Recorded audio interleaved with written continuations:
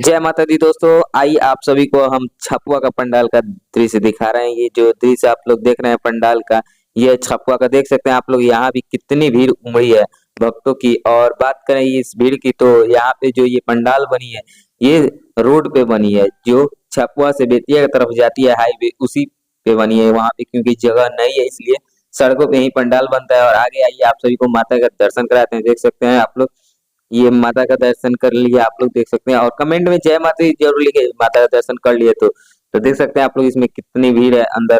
और ज्यादा समय यहाँ पे लोग नहीं देते हैं क्योंकि भीड़ ज्यादा होती है। यहाँ पे छोटी सी पंडाल है, और तो हमने ज्यादा समय यहाँ पे नहीं दिया और यहाँ का सीन भी कैप्चर नहीं किया, तो इसके लिए क्षमा चाहूंगा। और आगे चलिए आप सब झूला दिखाते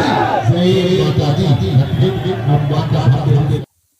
देख सकते हैं आप लोग झूले के साइड में कितनी भीड़ है, आप सब देख सकते हैं। झूले की तरफ भी बहुत सारी भीड़ है, लगभग एक दो झूला वहां पे लगी थी और काफी भीड़ थी।